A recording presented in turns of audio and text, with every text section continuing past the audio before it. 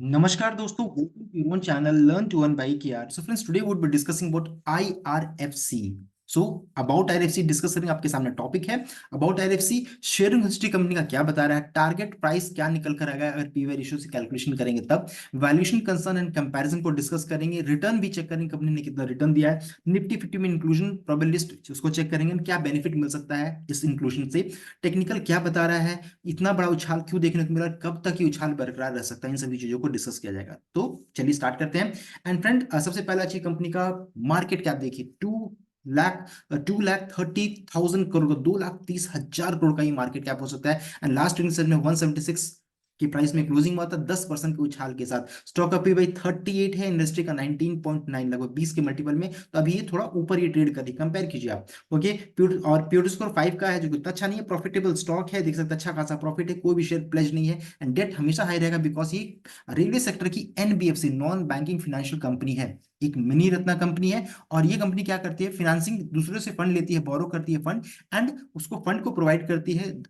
Railway की construction company RBL, aircon जितने भी है उनको फंडिंग का काम करती है। तो ये एक तरह की NBFC, non banking financial company है रेलवे सेक्टर के लिए। ओके, और बुक वैल्यू 36.5 का है। ईपीएस को ध्यान दीजिएगा 4.64 है। तो दो चीजों को ध्यान देना है, 38 का पीबाई है एंड ईपीएस 4.64 का है, एंड प्रमोटर का स्टेक 86.4 है। अब हम लोग चेक करेंगे शेयरिंग हिस्ट्री को। तो फ्रेंड, यहाँ पर प्रमोटर का स्टेक 86.36 कांस्टेंट मेंटेन्ड है, और 86.36 किसका है, प्रेसिडेंट ऑफ इंडिया होल्ड करते हैं। तो यहाँ कभी भी आ सकता है news about OFS, because as per regulatory आपको 75% से नीचे रखना है आपको आप शेयरिंग हिस्ट्री में। तो यहाँ पर 86.36 है, तो कभी भी न्यूज आ सकता है। एफआई का स्टेट यहाँ कंटिन्यूसली गिर रहा है, 1.44 से गिर करके 1.15 हो गया है, एंड डीआई का 4.23 से गिर करके 1.15 है, एंड पब्लिक का स्टेक 7.97 से बढ़ करके 11.34 है। पब्लिक का स्टेक बढ़ गया है एंड डीआई एंड एफआई का स्टेक घट गया है। तो इन सभी चीजों को आपको ध्यान देना है। अब कंपनी का अगर हम लोग स्टॉक का पी बाई रेशियो अगर कैलकुलेट करेंगे कितना प्राइस निकल कर आ रहा है, तो अभी करंट ईपीएस में, जैसे कि हम लोगों ने देखा था अभी, ईपीएस 4.64 का है, उसके थ्रू और पी बाई रेशियो को कैलकुलेट करेंगे तो हमारा अभी करंट प्राइस देखिए 176.7 का है, और पी बाई 38 है। अगर ये पी बाई रेशियो 45 का हो जाता है तो प्राइस हो जाएगा 210 रुपए के राउंड में आ जाएगा प्राइस। अगर ये 50 के मल्टीपल में ट्रेड करेगी तो 230 232 की रेंज में आ जाएगा। तो अगर इसी तरह का मूव रहा तो बजट तक में आपको ये 230 तक का लेवल दिखा सकता है, ऐसा मूव रहा तब। ओके, लेकिन इस चीज को ध्यान दीजिएगा, इंडस्ट्री के पीबाई लगभग 20 का मल्टीपल है। ओके, इंडस्ट्री के पीबाई रेशियो से ऊपर ट्रेड कर रही है। अब है कंपनी ने कितना रिटर्न दिया। तो फ्रेंड, अगर आप इसको मैक्सिमम चार्ट में चेक कीजिएगा तो लगभग 600% का कंपनी ने रिटर्न दिया है, 600% से ज्यादा का। और अगर 6 मंथ में, मतलब मैक्सिमम छोड़ दीजिए, 6 मंथ में, लास्ट 6 मंथ में 400% से ज्यादा का रिटर्न ऑलरेडी स्टॉक ने दे दिया है। ओके, तो बहुत बढ़िया मल्टी बैगर स्टॉक है, बहुत पैसा लोगों को अपना है। अब कंपनी का वैल्यूएशन को चेक करते हैं। तो friend, IRFC is now more valuable then Mahindra and Mahindra, Bajaj auto, 19 other Nifty 50 stocks देख सकते हैं, जिसमें आईआरएफसी देखिए, जैसे हम लोगों ने 2.3 करोड़ चेक किया था, 2.1 यहाँ बताया जा रहा है। महिंद्रा महिंद्रा का 2.03 है, बजाज ऑटो का 2.02, जीएसडब्ल्यू का 2 करोड़ का है, एलटीएम 1.65, टाटा स्टील 1.64 उससे नीचे है, SBI life 1.4, Grasim 1.4, tech Mahindra 1.34, HDFC life 1.32, Hindalco 1.25, Britannia 1.2। इस तरह से देख सकते हैं, IndusInd bank, Tata consumer, Cipla, BPCL, Eicher motor, Divi's lab, doctor Reddy, hero motor, Apollo hospital, UPL, इन सभी से ज्यादा इसका मार्केट वैल्यू हो चुका है। तो अब है निफ्टी 50 में कितना, निफ्टी 50 में जाने का कितना चांसेस है, प्लस दूसरा है निफ्टी 50 में जाने का क्या बेनिफिट मिल सकता है, उसको हम लोग चेक कर लेंगे।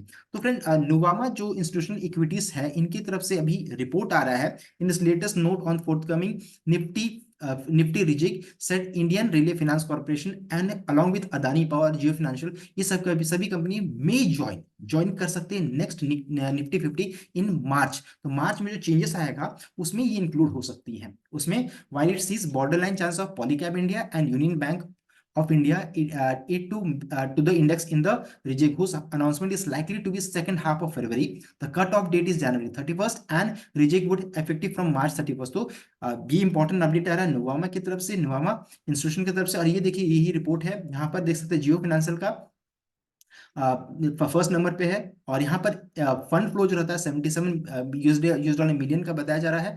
देन शेयर्स में 26.1 जियो का है, आईआरएफसी का देख सकते हैं तो 26 का है, और मिलियन शेयर्स है 14.4 का। तो आईआरएफसी थर्ड नंबर पे है पहला Jio finance, Adani, IFC, power finance, REC, union bank border line में है, पॉलीकैब बॉर्डर लाइन में है। तो इस तरीके से ये रिपोर्ट है जो कि देख सकते हैं मार्च 2024 में ये चांसेस है। सो अब है क्या हो, अगर ये ऐड होता है निफ्टी 50 में तो क्या क्या चांसेस, क्या इससे बेनिफिट क्या होगा। तो अगर स्टॉक ऐड होता है इंडेक्स में निफ्टी 50 में तो पॉजिटिव इन्वेस्टर्स रिएक्शन, तो जितने भी जो भी इन्वेस्टर्स है ना उनको पॉजिटिव रिएक्शन मिलेगा, बिकॉज की 50 कंपनी है, इंडिया की 50 वैल्यूएबल कंपनी में आ गई है। तो इससे क्या हो जाएगा, इन्वेस्टर्स काफी पॉजिटिव हो जाएंगे, मोटिवेट हो जाएंगे और अपने इन्वेस्टमेंट बढ़ा देंगे। Such inclusion is taken to be sign of better future prospect and good quality of the stock and also ETF exchange traded fund जो रहता है उसमें वो लोग भी इन्वेस्ट करना स्टार्ट कर देंगे and other investors start buying the stock to track the index pushing the price up. समझ रहे हैं, ईटीएफ भी बाई करेंगे, इन्वेस्टर्स भी बाई करेंगे, जो नॉर्मल इन्वेस्टर्स हैं वो भी सर्च करते हैं कि निफ्टी 50 के स्टॉक में अपना पैसा लगाएं, बिकॉज डूबने का कम चांसेस रहता है। निफ्टी 50 मतलब इंडिया है, इंडिया का टॉप 50 कंपनीज है, समझ सकते हैं आप। अभी चार्ट को अगर आप चेक कीजिएगा तो चार्ट सुपर बुलिश चार्ट है, कहीं से कोई गिरावट का भी संकेत नहीं है, लेकिन दो तीन गैप है, इसी को आपको ध्यान में रखना है। 160 गैप यहाँ पर दिख रहा है एंड दूसरा 130 के राउंड में गैप दिख रहा है। तो ये तो बहुत कम चांसेस है कि तुरंत में फिल होगा 130, लेकिन 160 वाला चांसेस बन मिल सकता है। तो बाय एंड डिप की स्ट्रैटेजी से यहाँ काम करना चाहिए। ओके, अभी हम लोग आगे बढ़ते हैं, क्यों भाग रहा है ये स्टॉक। तो सबसे पहला चीज है कि जितने भी रेलवे स्टॉक्स हैं, चाहे आरबीएल लीजिए चाहे एयरकॉन लीजिए, सभी रेलटेल लीजिए, सबको सिग्निफिकेंट ऑर्डर मिल रहा है रिजल्टिंग फ्रॉम ऑनगोइंग ट्रांसफॉर्मेशन। तो गवर्नमेंट का काफी सपोर्ट मिल रहा है, गवर्नमेंट की तरफ से काफी फंडिंग हो रहा है और बहुत सारे ऑर्डर्स मिल रहे हैं। और जिनको भी ऑर्डर मिलेगा, चाहे आरबीएल लीजिए चाहे एयरकॉन लीजिए, सबको किससे फंड लेना है, आईआरएफसी से लेना है। तो आईआरएफसी को भागना तय है। Okay, with in the railway structure. तो additionally the market anticipating, market को ये भी एक्सपेक्टेशन है कि फ्रेश इन्वेस्टमेंट जो रहता है गवर्नमेंट ऑफ इंडिया की तरफ से आ सकता है इस बजट में, अलॉन्ग विथ हाई एक्सपेक्टेशन। तो तीन चीजें थी, एक ऑर्डर भी है, दूसरा गवर्नमेंट ऑफ इंडिया की तरफ से फ्रेश इन्वेस्टमेंट की बात यहाँ पर। फ्रेश इन्वेस्टमेंट बजट में थोड़ा इन्वेस्टमेंट बढ़कर आ सकता है। एंड दूसरा क्या है, स्ट्रॉन्ग क्वार्टर 3 रिजल्ट। तो इन तीन चीजों के कारण भी भाग रहा है अभी स्टॉक। एंड प्लस अभी जो हमारा जो ओल्ड इकोनॉमी था, अब है न्यू इकोनॉमी की ओर हम लोग बढ़ रहे हैं। तो अभी जब न्यू इकोनॉमी जाएंगे, अभी हम लोग जो बीच में, अभी बीच बीच वाली स्थिति में, ना ओल्ड है ना वो न्यू है। तो चूंकि अभी हम लोग न्यू इकोनॉमी की ओर बढ़ना है तो कैपिटल एक्सपेंडिचर बढ़ रहा है और सेक्टर जो, और इसलिए गवर्नमेंट जो रहता है दो सेक्टर में फोकस करे, एक तो हो गया रेलवे और दूसरा डिफेंस, क्योंकि रेलवे के बिना कुछ भी पॉसिबल नहीं है। इसलिए स्टॉक्स जो रहता है तूफानी तेजी में भाग रहे हैं। तो एक मैंने बता दिया फंडामेंटल शिफ्ट हो गया है क्योंकि चेंजेस आ रहा है, माइंडसेट चेंज कर रहा है। दूसरा है अर्निंग ग्रोथ कंपनी का बढ़ रहा है, एक्सपैंडिंग ऑर्डर बुक।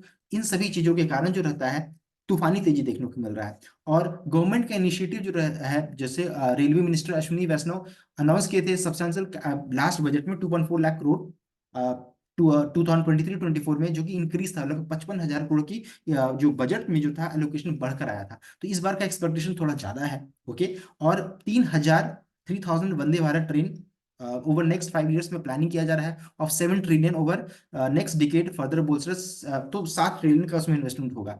तो इस सेक्टर को काफी बोस्टर करेगा, ग्रोथ में काफी मजबूती रहेगा। इस कारण से आपको तूफानी तेजी देखने को मिल रहा है। आईआरएफसी के बिना बहुत सारे काम पॉसिबल नहीं, बिकॉज यही फंडिंग का काम करेगा। इस कारण से इस शेयर में आपको तेजी देखने को मिल रहा है। कब तक ही भागेंगे, तो टिल बजट। तो बजट बहुत क्रिटिकल रोल प्ले करेगा, बिकॉज फंडिंग अगर कम रहा या कुछ भी ऐसा कुछ न्यूज आता है नेगेटिव आता है तो अच्छा खासा गिरावट भी देखने को मिल सकता है। या फिर जस्ट बिफोर बजट तक बहुत सारी प्रॉफिट बुकिंग भी करने की कोशिश करेंगे डर कर, या फिर सबको लगेगा ऐसा कुछ ना कुछ मार्केट को पहले पता चल जाता है। तो short term investor short stop loss के साथ ट्रेड करें, लॉन्ग टर्म इन्वेस्टर्स अपने प्रॉफिट को ट्रेल करते रहें अपना स्टॉप लॉस ध्यान में रखकर।